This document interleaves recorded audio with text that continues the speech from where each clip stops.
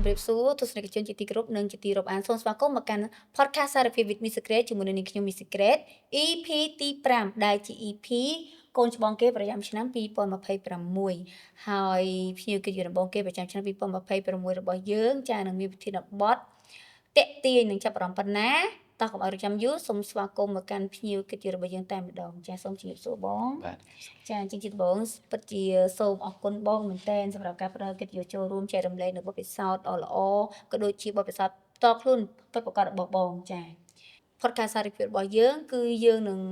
អនុញ្ញាតឲ្យបងមកសារភាពពីសាច់រឿងផ្ទាល់ខ្លួនបងណាមួយដែលបងគិតថាជារឿងរ៉ាវជូរចត់អស់សង្ឃឹមខកបំណងក៏ជឿចាប់នៅក្នុងដីតការបស់បងហើយថាតើពេលនោះបងអាចឆ្លងកាត់វាដោយរបៀបម៉េចហើយសារភាពរបស់យើងនៅត្រង់នេះសូមបញ្ជាក់ទស្សនិកជនបន្ថែមផងដែរថាយើងមិនមែនមកសារភាពពីទុកកំហុសណាមួយដែលធ្វើយើងមានអារម្មណ៍បាក់ទឹកចិត្តឬក៏មានអារម្មណ៍ថាទទួលរងនៅភាពអាម៉ាស់ណាមួយទេតែវាជាការចែករំលែកពីបទពិសោធន៍ក៏ដូចជាសាច់រឿងមួយចំនួនដែលយើងបានឆ្លងកាត់ហើយយើងមិនធ្លាប់បានមកចែករំលែកជូនទៅដល់សាធារណជនឲ្យបានជ្រាបក៏ដូចជាទទួលបានបទពិសោធន៍មួយនេះចាអញ្ចឹងកុំឲ្យរងចាំយូរសូមបងអាចចែករំលែកតែម្ដងតើតើជាមួយនឹងសាច់រឿងដែលបងបានឆ្លងកាត់ចាអញ្ចឹងនិយាយទៅសាច់រឿងដែលខ្ញុំចង់យកមកចែករំលែកឲ្យបងប្អូនស្ដាប់ថ្ងៃនេះអានេះគឺវាតាក់ទងជាមួយនឹងថាវិបដិសារីមួយដែលយើងមើលរំលងនៅក្នុងជីវិតរបស់យើងអាហ្នឹងពីមុនមកគឺខ្ញុំធ្លាប់តែចែករំលែករឿងតាក់ទងជាមួយនឹងផ្លូវអបិយជំនឿផ្លូវអីទេតាក់ទងជាមួយនឹងការជួយការសង្គ្រោះការផ្ដល់ចំណេះដឹងដល់បុគ្គលដែលគាត់មានជំនឿអីចឹងប៉ុន្តែថ្ងៃនេះអ្វីដែលខ្ញុំនិយាយគឺវាតាក់ទងជាមួយនឹងសមាជិកនៅក្នុងក្រុមគ្រួសាររបស់ខ្ញុំគឺប៉ារបស់ខ្ញុំផ្ទាល់ហើយហេតុអីបានខ្ញុំយករឿងនឹងយកមកនិយាយព្រោះខ្ញុំគិតថាអានេះជារឿងមួយដែលមនុស្សមួយចំនួនគាត់មើលរំលងតាមពិតរាល់ថ្ងៃយើងគិតថាអ្នកដែលគាត់យល់ដឹងតាក់ទងជាមួយនឹងចំណេះដឹងផ្នែកសុខភាពនៅក្នុងរាងកាយរបស់យើងគឺមានច្រើនយើងអាចសង្កេតមើលតាមរយៈ clinic តាមរយៈមន្ទីរពេទ្យមួយចំនួនគឺអត់ខ្វះទេអ្នកដែលគេទៅពិនិត្យសុខភាពប៉ុន្តែមនុស្សមួយចំនួនទៀតគឺគាត់នៅតែធ្វេសប្រហែសព្រោះគាត់គិតថាអានឹងវាអត់ចាំបាច់ដោយសារអីការរស់នៅរបស់គាត់ប្រចាំថ្ងៃមួយចំនួនគាត់គិតថាសុខភាពរបស់គាត់ល្អគាត់អត់ដែលឈឺគាត់អត់ដែលមានបញ្ហាអីអញ្ចឹងទៅអ្វីដែលគាត់មើលរំលងមួយហ្នឹងគឺពេលដែលមានបញ្ហាអីកើតឡើងតាក់ទងមួយសុខភាពរបស់គាត់អត់ដែលដឹងចំណុចហ្នឹងទាន់ពេលទេហើយរឿងដែលខ្ញុំយកមកនិយាយហ្នឹងគឺជាបទពិសោធន៍នៅក្នុងក្រុមគ្រួសាររបស់ខ្ញុំដោយសារអីគ្រួសារខ្ញុំមាន5នាក់ម៉ាក់របស់ខ្ញុំសុខភាពរបស់គាត់អត់សូវល្អប៉ុន្តែគាត់អត់មានឈឺអីធ្ងន់ធ្ងរគាត់ថាគាត់ពេលខ្លះគាត់ឈឺក្បាលគាត់អត់សូវស្រួលខ្លួនអីចឹងទៅប៉ុន្តែបើចំពោះប៉ារបស់ខ្ញុំវិញដែលខ្ញុំចង់លើកយកមកនិយាយនៅក្នុងនេះសុខភាពរបស់គាត់គឺយើងមើលពីខាងក្រៅអត់ដែលដឹងហ្នឹងហើយសបកក្រៅរបស់គាត់គឺអត់ដែលដឹងថាគាត់ឈឺអីទេហើយបើនិយាយពីរឿងការពិនិត្យសុខភាពនៅក្នុងក្រុមគ្រួសាររបស់ខ្ញុំពីដើមមកគឺពួកយើងអត់ដែលធ្វើទេដោយសារយើងអត់ដែលគិតថាអានឹងជារឿងសំខាន់ដែលយើងត្រូវធ្វើហើយតម្រាំដែលយើងដឹងខ្លួនហ្នឹងគឺវាហួសពេលបាត់ហើយរឿងដែលខ្ញុំលើកយកមកនិយាយតាក់ទងមួយប៉ារបស់ខ្ញុំហ្នឹងគឺបញ្ហាជំងឺរបស់គាត់ដែលយើងអាចជួយសង្គ្រោះអត់អាចព្យាបាលបានទាន់ពេលតាមពិតបើសួរថាពីដើមមកយើងអាចជួយគាត់បានអត់បើយើងធ្លាប់ពិនិត្យសុខភាពយើងធ្លាប់តាមដានពីអាការៈហ្នឹងហើយយើងដឹងមុនគឺយើងអាចជួយបានប៉ុន្តែដោយសារតែការធ្វើប្រហែសអញ្ចឹងខ្ញុំចង់យករឿងហ្នឹងយកមកចែករំលែកឲ្យអ្នកទាំងអស់គ្នាស្ដាប់ឲ្យដឹងថាចំណុចមួយហ្នឹងគឺវាសំខាន់ហើយក៏វាជាគ្រោះថ្នាក់មួយសម្រាប់មនុស្សទូទៅដែរអ្វីដែលខ្ញុំនិយាយនេះខ្ញុំអត់ផ្ដោតសំខាន់ទៅលើអ្នកដែលគាត់តាមដានសុខភាពទេប៉ុន្តែគាត់ថាចង់ចែករំលែកជាបទពិសោធន៍ដល់អ្នកដែលគាត់មិនដែលពិនិត្យសុខភាពតាមពិតអ្នកទាំងអស់គ្នាពេលខ្លះគួរតែទៅពិនិត្យដោយសារអីការពិនិត្យសុខភាពយើងចំណាយអស់លុយមែនប៉ុន្តែយើងអាចដឹងយើងអាចទប់ស្កាត់យើងអាចព្យាបាលជំងឺឬមួយក៏អាការៈណាមួយដែលវាប៉ះពាល់ដល់សុខភាពរបស់យើងបានទាន់ពេលវេលាហ្នឹងហើយថ្ងៃមុខទៀតចឹងទៅព្រោះដូចអ្នកដែលគេចេះពិនិត្យឧទាហរណ៍ថាដូចតាក់ទងជាមួយនឹងការកើតគិសនៅលើរាងកាយរបស់យើងក្បួននៅក្នុងផ្លូវវិទ្យាសាស្ត្រផ្លូវពេទ្យគឺគេមានការស្ទាបការពិនិត្យចុចមើលកន្លែងណាអីចឹងទៅយើងអាចដឹងថាអ្នក យើងមានតុំគីមួយក៏យើងកើតអីនៅកន្លែងណាហ្នឹងហើយអញ្ចឹងយើងអាចទប់ស្កាត់វាបានតាន់ពេលប៉ុន្តែដូចជំងឺរបស់ប៉ាខ្ញុំដែលខ្ញុំចង់លើកយកមកនិយាយហ្នឹងវាតាក់ទងជាមួយនឹងតម្រងនោមអញ្ចឹងទៅយើងមិនអាចទៅសម្គាល់មើលដឹងពីខាងក្រៅបានដោយងាយទេអាហ្នឹងតើតែអ្នកខ្លះគាត់ធ្លាប់ទៅពេទ្យទៅអីចឹងទៅអាហ្នឹងជួនកាលគាត់អាចសង្កេតដឹងពីអាការៈខាងក្រៅហើយត្រឡប់មកនិយាយរឿងប៉ារបស់ខ្ញុំពេលដែលគាត់ខូចហ្នឹងគឺគាត់អាយុខ្ទង់ជាង60ឆ្នាំជិត70ឆ្នាំប៉ុន្តែពីដើមមកបើសួរថាអាការៈខាងក្រៅសុខភាពរបស់គាត់យើងមើលទៅដឹងថាគាត់ឈឺអត់គឺយើងអត់ដឹងទេការគេងការដើរហើរទៅណាមកណានិយាយស្ដីអ្វីគ្រប់យ៉ាងនៅលើរាងកាយរបស់យើងរបស់គាត់ហ្នឹងហើយគឺយើងមើលទៅអត់មានបញ្ហាអីដែលធ្វើឲ្យយើងហ្នឹងបារម្ភពីគាត់ទេប៉ុន្តែថ្ងៃមួយគឺពេលដែលគាត់ឈឺធ្ងន់ហ្នឹងគឺយើងអត់ដឹងថាវាតាក់ទងជាមួយនឹងជំងឺតម្រងនោមរបស់គាត់ទេគ្រាន់តែថាគាត់ចុកនៅក្នុងពោះខ្លាំងយើងក៏ជូនគាត់ទៅមន្ទីរពេទ្យពេលដែលយើងបញ្ជូនគាត់ទៅមន្ទីរពេទ្យគេពិនិត្យមើលបានពេលហ្នឹងយើងដឹងថាគាត់មានបញ្ហាតម្រងនោមធ្ងន់ធ្ងរ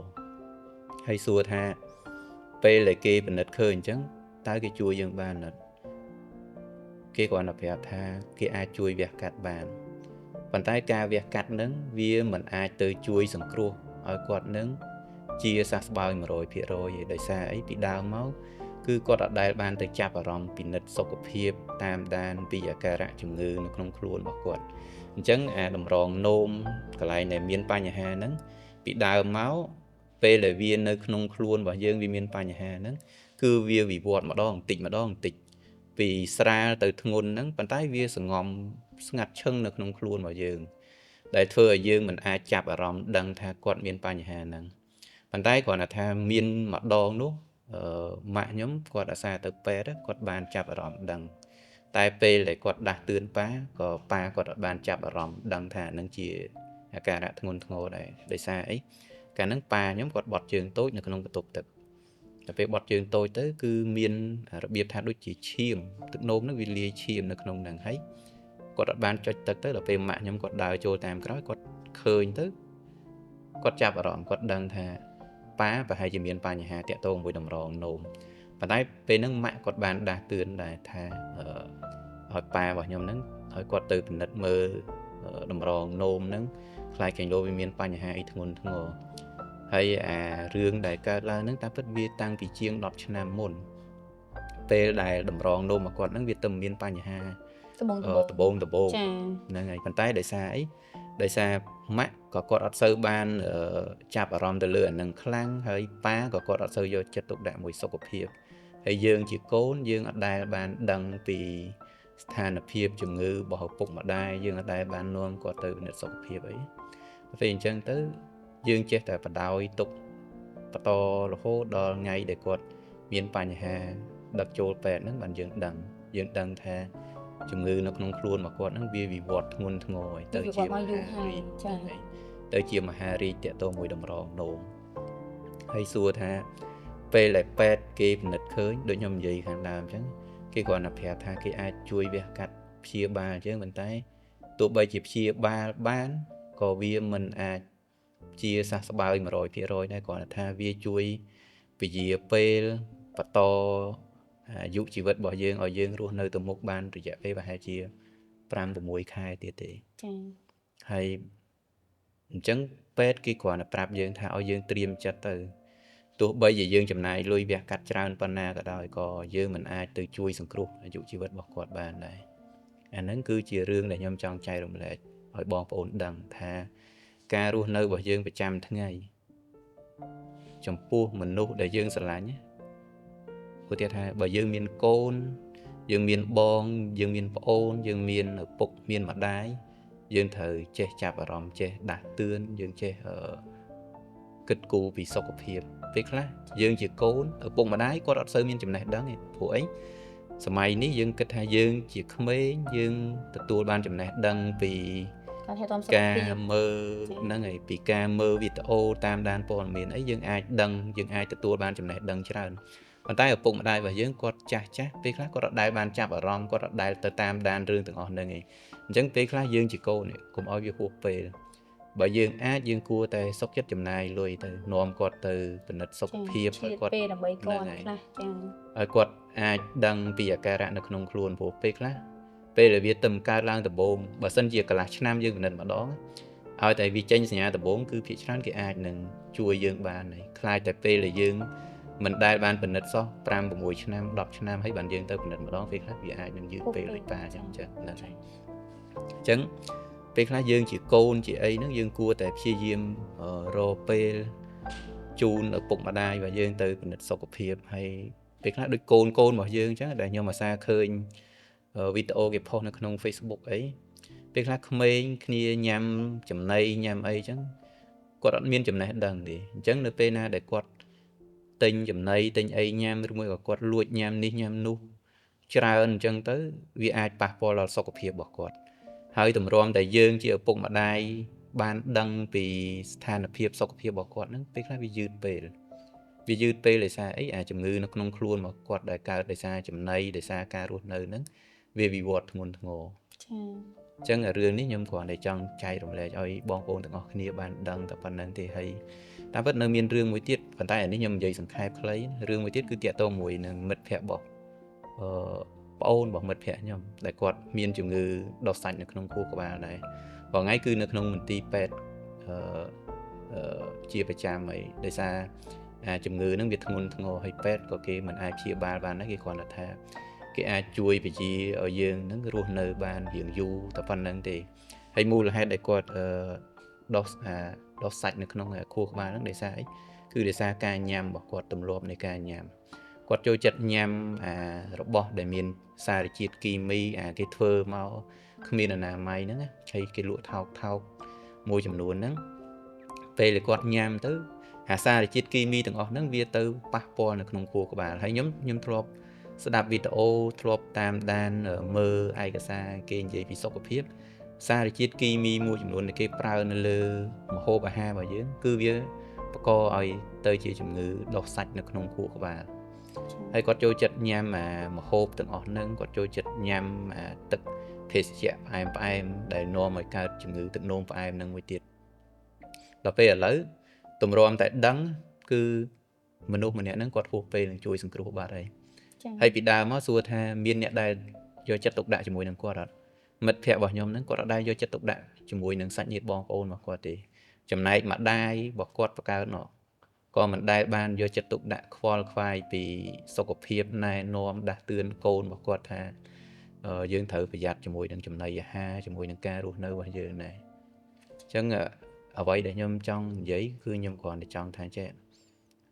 កុំឲ្យយើងមានវិបដិសារីកុំឲ្យយើងស្ដាយក្រោយក្នុងការរស់នៅរបស់យើងប្រចាំថ្ងៃពេលខ្លះយើងគិតថាលុយវាសំខាន់យើងអត់ចង់ចំណាយទៅលើរឿងដែលយើងមិន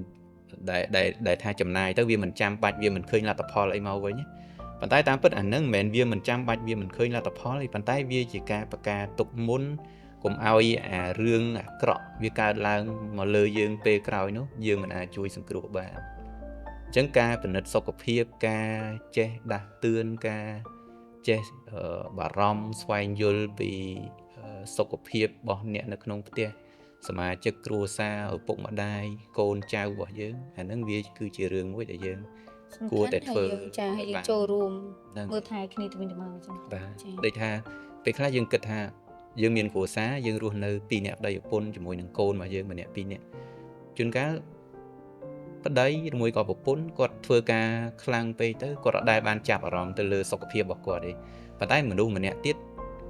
គាត់មានពេលវេលាគ្រប់គ្រាន់ក្នុងការតាមដានក្នុងការស្វែងយល់ពីរឿងទាំងអស់ហ្នឹងយើងគួរតែចេះដាស់តឿនគ្នាទៅវិញទៅមកដើម្បីថាថ្ងៃក្រោយទៅកុំឲ្យយើងដឹងហើយវាយឺតពេលវាបាត់បង់ចាឃើញថាការចែករំលែករបស់បងប្រុសនៅក្នុងសប្តាហ៍នេះផងដែរគឺពិតជាគួរឲ្យចាប់អារម្មណ៍មែនទែនជាពិសេសទៅលើការថែទាំសុខភាពរាងកាយរបស់យើងតតែម្ដងចាអញ្ចឹងមិនថាជាសុខភាពផ្លូវកាយឬក៏សុខភាពផ្លូវចិត្តបើមែនទែនទៅគឺយើងត្រូវអាសាមើលចាអាសាមើលអាសាត្រួតពិនិត្យចាហើយកុំទុកដល់ពេលមួយ យើង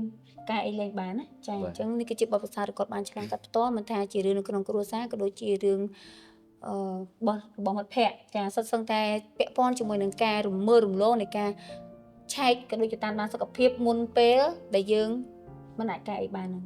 ចាហើយនេះក៏ជាសារមួយដ៏សំខាន់មែនទែនទៅដល់បងប្អូនទស្សនិកជនក៏ដូចជាបងប្អូនដែលគាត់កំពុងតែទស្សនានៅវីដេអូមួយនេះផងដែរការតាមដានសុខភាពរបស់យើងមនុស្សជាទីស្រឡាញ់របស់យើងសមាជិកគ្រួសាររបស់យើងឬក៏មនុស្សជុំវិញខ្លួនយើងដែលយើងអាចថាមើលឃើញដឹងឬក៏យើងអាចថាមានជាចំណេះដឹងផ្សេងៗក្នុងការចែករំលែកទៅគាត់យើងគួរតែចែករំលែកនិងដាស់តឿនគាត់ដើម្បីយើងបានដូចថាមើលថែការពារគ្នាទៅវិញទៅមកហើយកុំឲ្យយើងជួបនៅរឿងដែលមិនអាចកែប្រែបានអញ្ចឹងឃើញថាការចែករំលែករបស់ភៀវកិត្តិយសរបស់យើងនៅក្នុងសប្តាហ៍នេះគឺពិតជាប្លែកហើយមានសារៈសំខាន់មែនទែនទៅដល់ប្រិយមិត្តក៏ដូចជាទស្សនិកជនដែលកំពុងតែតាមដានទស្សនាវីដេអូមួយនេះចាពិតប្រាកដណាស់បងប្អូនទាំងអស់គ្នាសុខភាពរបស់យើងទាំងផ្លូវកាយនិងផ្លូវចិត្តបើសិនបើយើងមិនបានពិនិត្យតាមដានមើលថែឲ្យបានទៀងទាត់ទេយើងនឹងអាចជួបនៅបញ្ហាដែលយើងមិនអាចកែប្រែបានចាហើយជាពិសេសហ្នឹងគឺរឿងសុខភាពផ្ទាល់តែម្ដងអញ្ចឹងហើយបានឥឡូវហ្នឹងយើងឃើញថាមានវីដេអូមានការចែករំលែកជាច្រើនលើកទឹកចិត្តឲ្យយើងថែទាំរាងកាយមានលំហាត់ប្រាណការអានសៀវភៅចាមានការសម្រាកលំហែថែទាំផ្លូវចិត្តថែទាំផ្លូវកាយចាដើម្បីឲ្យទាំងពីរហ្នឹងតតែដើរទៅដំណើរគ្នាទើបយើងដូចថាទទួលបាននូវសុខភាពមួយដែលល្អប្រសើរពិតប្រាកដចាហើយបទពិសោធន៍មួយនេះផងដែរខ្ញុំជឿជាក់ថាទាំងភ្ញៀវកិត្តិយសទាំងនាងខ្ញុំក៏ដូចជាទស្សនិកជនអាចនឹងឆ្លងកាត់ច្រើនមែនទែនចាពីព្រោះការតាមដានសុខភាពបើនិយាយពីសម័យឪពុកម្ដាយយើងណាបើនិយាយទៅបើសិនជាអត់ឈឺឃើញនឹងភ្នែកទេគឺគាត់អត់ទៅពេទ្យទេទៅពេទ្យអត់ជាបានតែដោយឡែកមកដល់សម័យបច្ចុប្បន្នតាមបច្ចេកវិទ្យាវិទ្យាសាស្ត្រក៏ដូចជាវិទ្យាសាស្ត្រចាគឺមានការជឿនលឿនមែនទែនហើយការតាមដានសុខភាពក៏ដូចជាការបង្ការក្នុងការវិវត្តជំងឺទៅធ្ងន់ធ្ងរគឺគេមានវិធីច្រើនមែនទែនដើម្បីជួយសង្គ្រោះយើងបានទាន់ពេលវេលាដូច្នេះសាររបស់បងប្រុសថ្ងៃនេះគឺចង់ឲ្យបទពិសោធន៍របស់គាត់មួយនេះគឺជាសារទៅដល់បងប្អូនទាំងអស់គ្នាធ្វើការមើលថែសុខភាពខ្លួនឯងមនុស្សជាទីស្រឡាញ់សមាជិកគ្រួសារមិត្តភ័ក្តិនិងមនុស្សដែលនៅជុំវិញខ្លួនយើងចាឲ្យគាត់បានដូចថាតាមដាននិងមើលថែសុខភាពរបស់គាត់ឲ្យបានទាន់ពេលវេលាចាយើងនៅមានវគ្គថ្មីជាបន្តទៀតដែលវគ្គនោះគឺជាវគ្គ surprise បើករបាំងមុខចង់ដឹងថាភ្ញៀវកិត្តិយសរបស់យើងនៅក្នុងសប្តាហ៍នេះនឹង surprise បើករបាំងមុខដែរឬទេតោះអញ្ចឹងរងចាំទស្សនាទាំងអស់គ្នានៅវគ្គបន្ត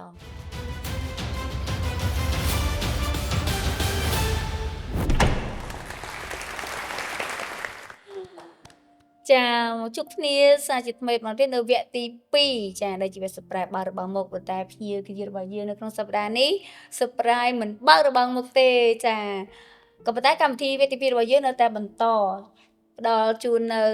វិទ្យការនេះទៅកាន់ភ្ញៀវកិត្តិយសរបស់យើងដូចដើមហើយឆ្លៀតកានេះផងដែរបើទោះបីជាមិនបើរបស់មុខក៏ដោយក៏ភ្ញៀវកិត្តិយសរបស់យើងអាចណែនាំខ្លួនខ្លះៗជូនទៅដល់ទស្សនិកជនផងដែរចាសូមអញ្ជើញបងបាទអរគុណសម្រាប់ខ្ញុំគិតថាបងប្អូនដែលគាត់ធ្លាប់ស្ដាប់សំឡេងគាត់ប្រកាសជាដឹងថាខ្ញុំជាអ្នកណាប៉ុន្តែអ្នកដែលស្គាល់ខ្ញុំហ្នឹងក៏គាត់នៅតែអត់ដែលឃើញមុខខ្ញុំដែរដោយសារពីដើមមកគឺខ្ញុំអត់ចង់ឲ្យគេស្គាល់អត់ចង់ឲ្យគេឃើញដឹងឯគាត់ថាបើនិយាយពីអ្នកដែលគាត់ស្គាល់ខ្ញុំហ្នឹងគាត់ចំណាំសំឡេងបានហើយគាត់ដឹងគឺគាត់ស្គាល់តាមរយៈការចែករំលែករឿងច្រើនចា៎តាក់ទងមួយមុនអាគមជាមួយនឹងអបិយជំនឿប៉ុន្តែមិនមែនថាអ្វីដែលខ្ញុំយកមកនិយាយហ្នឹងវាហួសពីនិស្ស័យនឹងគួរឲ្យជឿទេរឿងខ្លះដែលខ្ញុំយកមកនិយាយណែនាំខ្ញុំយកមកចែករំលែកហ្នឹងគឺអ្នកទាំងអស់គ្នាអាចសង្កេតអាចស្ដាប់ពិចារណាតាមដានដោយខ្លួនឯងបានហើយអ្វីដែលខ្ញុំនិយាយភាគច្រើនគឺបើសិនជាបងប្អូនគាត់ស្ដាប់គាត់តាមដានពីរឿងទាំងអស់ហ្នឹងគាត់សង្កេតមើលអ្វីដែលកើតមាននៅលើខ្លួនគាត់ប្រកាសជាអាចដឹងហើយយើងមិនចាំបាច់ថារឿងទាំងអស់ហ្នឹងតើយើងនឹងជាគ្រូឬមួយក៏យើងនឹងវាមានចំណេះដឹងផ្នែកមន្តអាគមផ្នែកអីបានយើងអាចទៅដឹងពីរឿងរ៉ាវហ្នឹងចា៎ទលំទលាយទេហើយថាគាត់មានចំណុចដឹងតែគាត់មិនហ្នឹងគាត់យកមកចែករំលែកជាទូទៅចា៎ខ្ញុំលើកយកចំណុចមួយដែលខ្ញុំតែងតែចែករំលែកឲ្យបងប្អូនដឹងស្ដាប់ហើយ តាមដានដោយខ្លួនឯងគឺរឿងមួយយើងព្យាយាមស្វែងយល់ទៅដូចតាក់ទងមួយរឿងមុនអាគមរឿងអបិយជំនឿអីយើងព្យាយាមស្វែងយល់ទៅប៉ុន្តែយើងមិនមែនទៅងប់ងល់យើងមិនមែនទៅជឿអីហួសហេតុទេគាត់ថាយើងស្វែងយល់យើងតាមដានទៅពេលខ្លះយើងអាចជាចំណេះដឹងមួយដឹងដោយខ្លួនឯងបានខ្ញុំលើកឧទាហរណ៍ប្រៀបធៀបឲ្យបងប្អូនស្ដាប់វិញដូចអ្នកខ្លះសម័យនេះគាត់ថាគាត់អត់ជឿទៅលើរឿងមុនអាគមរឿងអីអស់ហ្នឹងទេសួរថាដោយសារអីគឺមកពីពេលដែលគាត់ធំដឹងក្តីឡើងមកជីវិតក្នុងការរស់នៅក្នុងសង្គមរបស់គាត់គឺវាពាក់ព័ន្ធតែជាមួយនឹងបែបវិទ្យាសាស្ត្រដូចជាការប្រើប្រាស់គ្រឿងអេឡិចត្រូនិកប្រើប្រាស់ឧបករណ៍អីផ្សេងៗអញ្ចឹងទៅអាហ្នឹងគឺគាត់ចេះដឹងតែរឿងពាក់ព័ន្ធមួយផ្លូវទាំងអស់ហ្នឹងប៉ុន្តែបើចាស់ពីដើមវិញអារឿងទាំងអស់ហ្នឹងដែលក្មេងសម័យឥឡូវចេះពួកគាត់អត់សូវដឹងទេប៉ុន្តែបើថាដូចរឿងមុនអាគមរឿងអមនុស្សរឿងអីគឺគាត់យល់ច្បាស់អញ្ចឹងបើយើងប្រៀបធៀបខ្ញុំលើកឧទាហរណ៍ឲ្យស្ដាប់មនុស្សសម័យមុនចាស់សម័យមុនពេលខ្លះគាត់ឆ្ងល់ថាដូចអ្នកខ្លះគាត់អាយុ70ឆ្នាំ80ឆ្នាំ60ឆ្នាំអីគាត់ឆ្ងល់ថាហេតុអីបានគាត់ទូរស័ព្ទយើងមួយគ្រឿងអត់មានខ្សែអត់មានអីសោះប៉ុន្តែវាអាចឲ្យយើងនិយាយឆ្លងប្រទេសពីខ្មែរទៅកូរ៉េទៅអាមេរិកទៅជប៉ុនទៅចិនទៅអីអញ្ចឹងទៅប៉ុន្តែសួរថាតើយើងអាចបញ្យល់បកស្រាយប្រាប់គាត់បានអត់បើយើងជាអ្នកបែបវិទ្យាសាស្ត្រយើងយល់យើងធ្លាប់សិក្សាយើងអាចបញ្យល់ប្រាប់គាត់បានប៉ុន្តែគាត់នៅតែអត់យល់ដោយសារអីគាត់ពីដើមមកគាត់អត់ដែលដឹងគាត់អត់ដែលរៀនគាត់អត់ដែលយល់គាត់គ្មានចំណេះដឹងមូលដ្ឋានហ្នឹងបាទអញ្ចឹងអាហ្នឹងបានន័យថាគាត់នៅដូចមកភពផ្សេងអញ្ចឹងទៅភពកាលពីសម័យមុនហើយយើងនៅមកភពផ្សេងតាក់ទងជាមួយនឹងបែបវិទ្យាសាស្ត្រជឿនលឿនប៉ុន្តែបើសួរថាដូចយើងរាល់ថ្ងៃនេះពេលដែលយើងទៅនិយាយរឿងខ្មោចរឿងអីជាមួយនឹងអ្នកដែលចាស់ចំនួនមុនពួកគាត់ជឿខ្លាំងតែយើងនេះពេលដែលយើងនិយាយមួយគាត់ពេលខ្លះយើងសើចចំអកឲ្យគាត់វិញយើងថាសម័យនេះវាអត់មានតែបើចាស់សម័យមុនគាត់ធ្លាប់ឃើញតបភ្នែកគាត់ធ្លាប់ជួបធ្លាប់អីអញ្ចឹងទៅគឺអាហ្នឹងគាត់អាចយល់ច្បាស់គាត់ប្រាប់ថាខ្មោចឬមួយក៏អមនុស្សវិញ្ញាណអីផ្សេងវាធ្លាប់កើតមានវាបង្ហាញវាបែបណាអញ្ចឹងទៅចាគាត់យល់ច្បាស់អារឿងហ្នឹងជាងយើងទៅវិញហើយដល់ពេលយើងឧទាហរណ៍ថាគាត់បញ្យល់ប្រាប់យើងឥឡូវសរសៃសក់ឬមួយក៏អ្វីមួយនៅក្នុងរាងកាយរបស់យើងដូចជាឈាមដូចជាអីគេយកទៅប្រើក្នុងផ្លូវមន្តអាគមវាអាចធ្វើឲ្យយើងមានបញ្ហាឲ្យធ្វើឲ្យយើងឈឺចាប់អីអញ្ចឹងទៅសួរថាមនុស្សសម័យឥឡូវគាត់ជឿអត់គាត់ថាវាមិនអាចទៅរួចប៉ុន្តែចាស់សម័យមុនគេធ្លាប់ឃើញតបនេះគឺគេអាចបកស្រាយគេអាចបញ្យល់គេអាចមានចំណេះដឹងខាងហ្នឹងទៅគេជឿអញ្ចឹងបាននៅកន្លែងនេះខ្ញុំគ្រាន់តែចង់ប្រាប់ថាចេះពីដើមមកមិនមែនថាខ្ញុំកើតមកខ្ញុំទៅរៀនមុនអាគមរៀនអីទេតែពិតខ្ញុំរៀនតាក់ទងមួយផ្នែកកុំព្យូទ័រគាត់ថាចំណេះដឹងរបស់ខ្ញុំវាទៅទាំងពីរផ្លូវវាទៅទាំងខាងបៃជំនឿវាទៅទាំងខាងវិទ្យាសាស្ត្រដូចរឿងទៅសេកម្មវិធីកុំព្យូទ័រ programming ទៅសេកូដទៅសេអីក៏ខ្ញុំចេះហើយបើតាក់ទងមួយរឿងផ្លូវអបិយជំនឿដូចមនុស្សឈឺកើតឡើងដោយសារមុនអាគមមូលហេតុអីបានមនុស្សហ្នឹងរស់ស៊ីអត់ឡើងមនុស្សហ្នឹងចេះតែមានបញ្ហានៅក្នុងក្រុមគ្រួសារអាហ្នឹងក៏ខ្ញុំដឹងដែរអញ្ចឹងអ្វីដែលខ្ញុំចង់ចែករំលែកខ្ញុំគាត់ចង់ប្រាប់ថាចេះបើសិនជាអ្នកដែលគាត់ស្គាល់ខ្ញុំធ្លាប់ស្ដាប់វីដេអូរបស់ខ្ញុំគាត់ប្រកាសជាដឹងថាខ្ញុំជាអ្នកណាប៉ុន្តែខ្ញុំអត់អាចបង្ហាញមុខបានតែប៉ុណ្្នឹងចាអញ្ចឹងសប្តាហ៍នេះវគ្គនេះកាន់តែប្លែកទៀតទេបងប្អូនទាំងអស់គ្នាចាសូម្បីតែនេះខ្ញុំជាអ្នកស្រាវជ្រាវនៃកម្មវិធីក៏ខ្ញុំអត់បានដឹងមុនថាតើបងនឹងមានរឿងដែលដូចថាប្លែកមែនតើមកចែករំលែកក្នុងសប្តាហ៍នេះអ្វីដែលគាត់ចង់ចែករំលែកខ្ញុំអាចសង្ខេបជូនទស្សនិកជនបន្ថែមទៀតបានថាបទពិសោធន៍ដែលយើងជួបវាមានរឿងខ្លះដែលយើង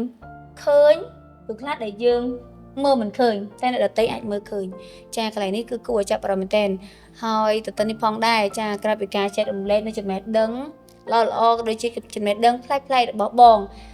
តើបងចង់ប្រើវេទិកាមួយនេះអរគុណឬក៏សុំទោសទៅកាន់អ្នកណាដែលបងចង់ធ្វើចឹងបងអាចធ្វើនៅវេទិកានេះបានបាទនិយាយទៅបើសួរថាតើខ្ញុំសុំទោសឬមួយក៏អរគុណអ្នកណាខ្ញុំគ្រាន់តែចង់បញ្ជាក់ប្រាប់បងប្អូនថាចេះមនុស្សដែលខ្ញុំសុំទោសគឺគួរសុំទោសមានហើយមនុស្សដែលខ្ញុំគួរអរគុណគឺមានដូចគ្នាមនុស្សដែលខ្ញុំគួរសុំទោសហ្នឹងទី1គឺតាក់ទងជាមួយនឹងមនុស្សមួយចំនួនដែលគាត់មានបញ្ហាហើយ គាត់មករកខ្ញុំជួយតែខ្ញុំជួយគាត់អត់បានកន្លែងនេះខ្ញុំសុំទោសដោយសារអីមិនមែនថាមនុស្សគ្រប់គ្នាដែលគាត់យល់ពីខ្ញុំគាត់ស្គាល់ខ្ញុំគាត់ដឹងថាខ្ញុំជាអ្នកណាហ្នឹងខ្ញុំសុទ្ធតែអាចទៅជួយគាត់បានទេដូចអ្នកខ្លះគាត់មកនិយាយប្រាប់ខ្ញុំថា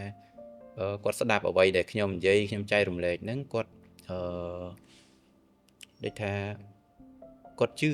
គាត់ដឹងថាអ្វីដែលខ្ញុំនិយាយហ្នឹងពិតប៉ុន្តែសួរថាខ្ញុំជួយគាត់បានអត់មនុស្សខ្លះគឺវាហួសពេលនឹងជួយអញ្ចឹងកន្លែងនេះគឺខ្ញុំគ្រាន់តែចង់ប្រាប់ថាខ្ញុំសុំទោសខ្ញុំមិនអាចជួយមនុស្សគ្រប់គ្នាបានទេអញ្ចឹងអ្វីដែលខ្ញុំចែករំលែកបងប្អូនអាចស្ដាប់ពិចារណាដោយខ្លួនឯងបានអាហ្នឹងវាតកតងមួយផ្លូវបីជំនឿហើយមនុស្សដែលខ្ញុំសុំទោសមួយទៀតហ្នឹងគឺចំពោះក្រុមគ្រួសាររបស់ខ្ញុំជាពិសេសគឺឪពុកគាត់ថាគាត់ចែកឋានទៅអញ្ចឹងប៉ុន្តែគាត់ថាអ្វីដែលខ្ញុំសោកស្ដាយគឺពេលដែលគាត់នៅរស់យើងអត់បានតាមដានគាត់សុខភាពគាត់ដឹងថាគាត់មានបញ្ហាទាក់ទងជាមួយនឹងសុខភាពអញ្ចឹងទៅដូចថាកុំឲ្យមានការសោកស្ដាយថ្ងៃក្រោយទៀតបងប្អូនគួរតែរៀន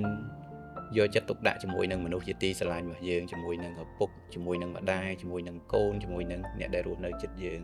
ចា៎ហើយខ្ញុំអរគុណមួយទៀតគឺចង់អរគុណទៅលើមនុស្សដែលគាត់មានគុណមកលើខ្ញុំគឺគ្រូរបស់ខ្ញុំដែលគាត់ជាអ្នកចែករំលែកចំណេះដឹងជាអ្នកដែលជួយសង្គ្រោះមនុស្សហើយបើចំពោះឪពុកម្ដាយសាច់ញាតិបងប្អូនអាហ្នឹងគឺជាមនុស្សដែលយើងត្រូវតែដឹងគុណដែលយើងគួរតែអរគុណគាត់តាំងពីដើមមកហើយមិនមែនថាពេលនេះបានយើងនឹកឃើញគួរតែអរគុណគាត់ទេព្រោះពីដើមមកអ្នកមានគុណរបស់យើងឪពុកម្ដាយហើយយើងត្រូវគិតថាកុំគិតថាយើងជាបងយើងមិនចាំបាច់ត្រូវអរគុណប្អូនតែពិតប្អូនរបស់យើងអ្នករស់នៅក្នុងផ្ទះមួយយើងអ្នកខ្លះក៏គាត់មានគុណមកលើយើងពេលដែលយើងឈឺថ្កាត់ពេលដែលយើងលំបាកគឺសុទ្ធតែគេជាអ្នកមើលថែគេជួយយើងអាហ្នឹងជាអ្នកដែលយើងត្រូវដឹងគុណយើងត្រូវអរគុណទៅលើពួកគាត់ដែរចា៎បាទចាអញ្ចឹងសម្បីតែនាងខ្ញុំចាខ្ញុំក៏សូមប្រើវិទ្យាថ្ងៃនេះអរគុណបងម្ដងទៀតសម្រាប់ការផ្ដល់កិត្តិយសចូលរួមចែករំលែកនៅបទពិសោធន៍ល្អៗក៏ដូចជាសារចាដែលមានជាអត្ថប្រយោជន៍ក៏ដូចជាទុនជីវិតថ្មីមួយទៀតដែរសម្រាប់ទស្សនិកជនក៏ដូចជាប្រិយមិត្តដែលកំពុងតែតាមដានទស្សនាវីដេអូនិងតាមដាននៅ podcast សារភាព with Miss Secret របស់នាងខ្ញុំចាគណៈពេលនេះដែរសារភាព with Miss Secret EP ទី5ក៏បានឈានមកដល់ទីបញ្ចប់ខ្ញុំក៏សូមចាអរគុណទៅដល់ទស្សនិកជនក៏ដូចជាប្រិយមិត្តដែលនិយមតាមដាននៅកម្មវិធីរបស់នាងខ្ញុំតាំងពីដើមរហូតដល់ចប់ឲ្យរកទទួលទានមានសេចក្តីសុខព្រមទាំងសំណាងល្អគ្រប់ពេលវេលាចាសូមអរគុណនិងសូមជម្រាបលា